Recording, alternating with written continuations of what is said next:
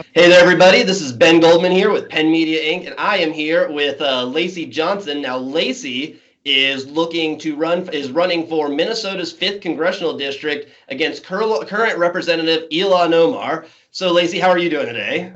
I'm doing great. Still haven't had a bad day in my life, Ben. Hey, that's phenomenal. Actually, I can't even say that. So that's great. Out of curiosity, I know that Minnesota's 5th Congressional District is a 26-point Democrat advantage district, I believe. Correct? Yes, yes. So, what inspired you to run? I'm just genuinely curious. It's been, I think, like almost 50 years since the Republicans managed to get 50%. Obviously, Ilhan Omar is extremely controversial. So, what brought you into the race? Well, I always have to go back to the beginning of what brought me into politics in the first place. And I'm not a politician. I'm not particularly fond of politics, to be honest with you. I'm a computer technologist. I had started up a technology company to bring some of the inner city people into it and the poor people so we can teach them technology, business, and set aside money for their college education, give them part of the company, etc. So I'm doing this, and they came to me last year and asked that I run for Minnesota House of Representatives. Now, what inspired me to consider politics in the first place is that the zip code that I live in Minnesota is one of the poorest in the states. And there's so many systemic issues that have been there for decades. And I'm able to tie that with this whole democratic liberal philosophy and things and their programs and their nonprofit and their government programs. So I looked at this as an opportunity to merge business, which I have to create generational wealth, and politics and come up with some better solutions. And the other part of it is that I'm sitting around listening to TV and going into friends' homes, and I just say, none of the stuff these people are talking about has anything to do with the people out here in the streets that's suffering. So that's what motivated me to get into politics in the first place, to solve problems, to make people's lives better, to eliminate pain and stress in people's lives. And so I went from there. I ran for Minnesota House of Representatives and went back to my business. And this time they came to me and said, you might be a pretty good candidate to run against Omar. And because once again, I care about it, I agreed to do it. Now, she made it very easy just by what she says, what she do, her ideas, and her philosophy. So that's why I'm in here. I think she needs to go. I think we need to solve these systemic problems. I think we need a new message, a new outlook to get different results. And so, in a nutshell, that's why I'm doing this. No, I mean, it's totally understandable. It's like we just discussed. It's been Democrat controlled for almost 50 years, and from what you're telling me, it's actually gotten worse over that period. Is that correct? Yeah, predictably worse. I mean, their philosophy and idea never solve these issues. It's kind of like Baltimore and just about every inner city in the United States where it's democratically controlled, and normally the state is democratic, and they got all these crazy ideas, and none of them ever solve any problems. But somehow they keep canvassing us and getting our votes, and 80% of the votes. And so I'm just tired of it, to be honest with you, Ben. I totally, Lacy. I'm actually Jewish myself. I came from a Jewish family. Most of my family members are Democrat too, so I totally understand where you're coming from on that. It's very, it feels like they like take advantage of it, right? It's it's the inherent vote. Right. And I try to be a logical, data-driven, logic-driven, facts-driven kind of person. I don't get too much into the emotions and things because I like solving problems. And I tell people, besides being a great family man and citizen, one thing I want on my tombstone is that he solved problems. And so that's why another reason I'm here to get the problem solved. And Congress is a great place to go. I assume to try to solve problems, although after looking at their record, it makes you wonder, right? Well, yeah, when you understand how the swamp works and where our taxpayer dollar goes and how it's split up and what they do with it, yeah. In fact, once I got into politics, I knew that before. Solving problems is what they're there for. That's not their number one priority. Their number one priority to get reelected and to take the money and buy votes and things like that with this. Oh yeah, hey, Lacy, I was a state level campaign manager just last year, so I totally understand. I get that completely. In fact, the interesting thing about it, they'll say to you, we don't have to solve those problems to get elected. I know. Yeah, and they know that. And one thing about human behavior is, as long as people are getting what they want, they're not going to change their behavior, generally speaking. And so politicians aren't going to change their behavior. As long as these liberal Democrats will keep getting reelected, doing what they're doing, They aren't going to change anything. The problem's going to go unsolved. So here's a really tough question for you, Lacy. Can you think of anything positive that Ilhan Omar has done in office since she started representing your district? You know the answer to that is no. Right? But it's across the board. I mean, it's across the board with the Democrats and their philosophy and their methods and their principles. It never solved anything, you know. Hardly anything positive. Well, it says on your website you're extremely pro-Israel, correct? Yes, I am. And I'm sure you remember just a couple months ago, Rashida Tlaib and Ilhan Omar were supposed to go to Israel with a Democrat congressional delegation, and then they got banned from Israel because, and this is according to the state of Israel, they were planning on using their positions in the congressional delegation to sneak Palestinian Authority officials into the Temple Mount in Jerusalem, which is both offensive and illegal in the state of Israel, and they were going to use their position as U.S. congresspeople to do so. What are your thoughts on that? Since obviously you have a strong stance on both of those issues. Yeah. That's just one of the rebel rousing activities that they started. And, you know, they're against they're for the boycott of Israel, sanctions of Israel, and things like that. And I told someone, to me, that was like declaring economic warfare on the whole country.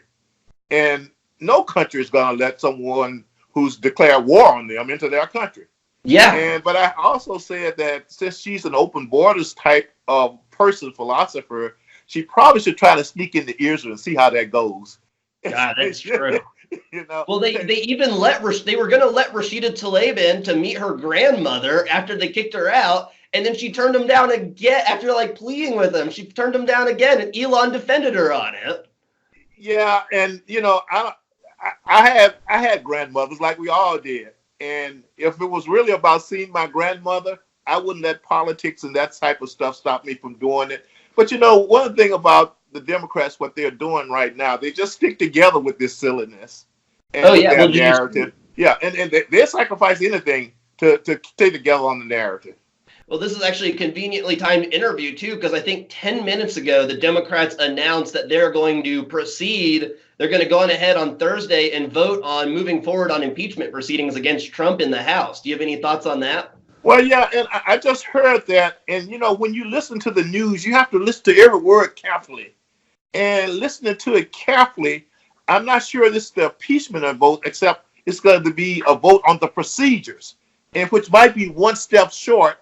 And I tell everybody, you know, to have a vote on impeachment itself and send it to the Judiciary Committee, that's very risky for them because they have like 30 members running in district that Trump won.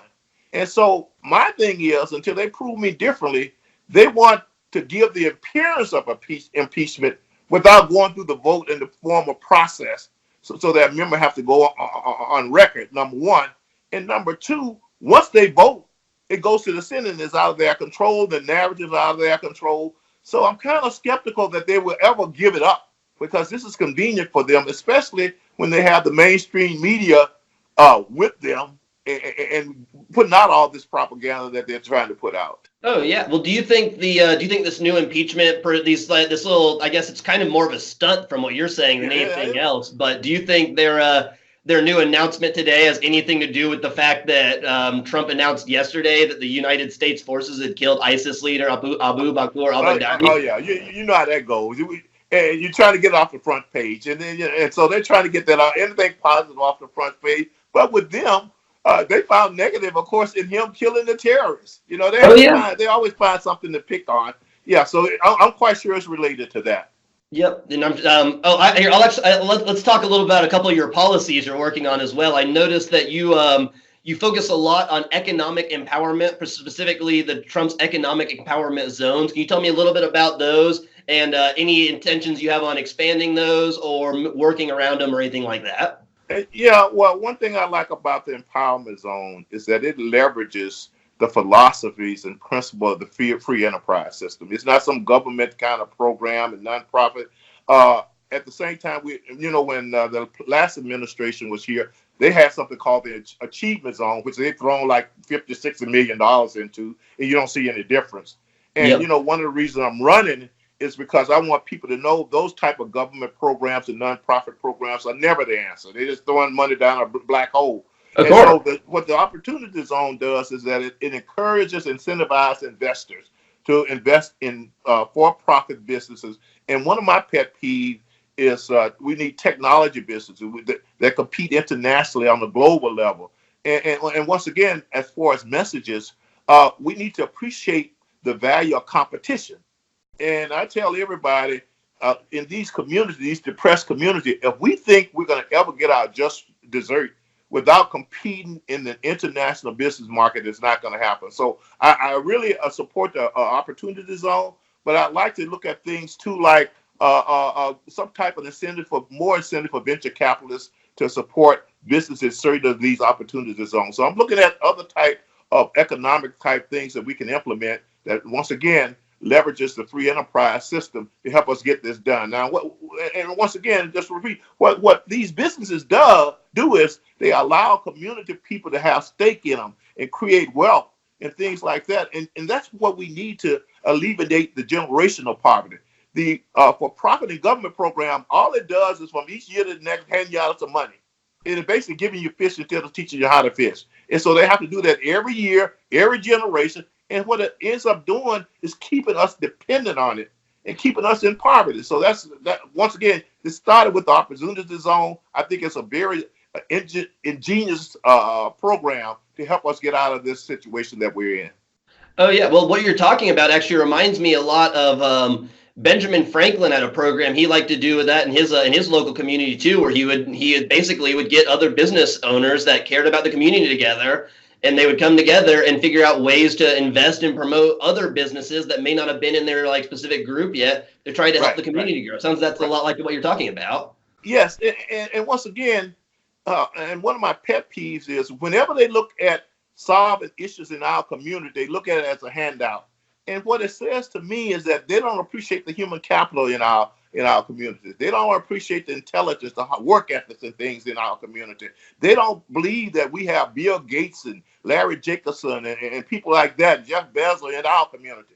So which means to me, this is an elitist type where we feel sorry for you, pitiful. We're better than you. We did it. You can't do it. Oh yeah. Give you the handout. So that's another reason I'm in this race too, to give a message like that. And once I get to Congress, to start implementing some programs and laws and things based on those philosophies. Oh yeah, well, it sounds a lot like it goes back to that thing we talked about earlier, where they kind of treat people like myself and yourself like we're just voter blocks more than we are Americans, people, entrepreneurs, thinkers, anything else. Well, yeah, and that's another message I'm telling people. They're not interested in solving issues in our lives. What they're interested in are our votes. And they show up every 4 years. They tell us that the Republicans hate everybody. They're a bunch of racist, bigots, sexist, xenophobics. And regrettably, a lot of us fall for it. And they go off and do their thing, and they live their nice lives with their gourmet dinners and wines and fancy homes. And then 4 years later, they come back and say the same thing and keep doing that to us. God, it's the truth. It's the truth, man. Well, okay, so I got two more questions for you, Lacy. What do you think about, first off, what do you think about the whole thing with Ilhan Omar and Tim Mynett? Do you have any opinion on that? The staffer that she's been seen, I think recently there was a picture of him sneaking like Chick-fil-A in and out of her private apartment downstairs or something like that. She denied she's been with him, but the whole thing. Yeah, and I tend to try to stay out of people's private lives, but it is public. And I tell people, once I enter into politics, there's no difference between personal life and public life. But I'm a believer in families, and anything that goes against families and marriage and things, I'm totally against. I think you have some obligation to serve as a role model, and that's not a good role model. But it kind of reminds me of what's going on with the representative from California, Ms. Hill. Yeah, where they do all kinds of crazy things and make them seem like the victim, and the mainstream media comes in and try to create sympathy for them. But we need to hold people accountable and responsible for their action, whether it's politics or personal. And if you don't want that type of spotlight on your personal life, then you should not be in politics and in public life. That makes complete sense. Yeah, and I think she's getting a divorce and things like that. But once again, this goes with her whole objective of becoming a nationwide celebrity type of thing. It is all about me and my money and fame and fortune and living that type of life of a celebrity. And that's what celebrities do. Uh, when I But not get about there, the community they represent. right. When I get there, I'm gonna stay with my wife. I'm not gonna cheat. I'm gonna do everything, I'm gonna do what I'm supposed to do and not go off and chase the brass ring of fame and fortune, which is she evidently is doing. Oh yeah, no, I mean that's what it looks like from here too. All right, Lacy. So let's go ahead and I'll go ahead and give you the final word here again. Do you have any comments or statements you'd like to make to the voters, the watchers out there that are watching this interview? Yeah. Well, first of all, I have a slogan called FEES. It's an acronym. Focus on FEES. And it's an acronym. F stands for family.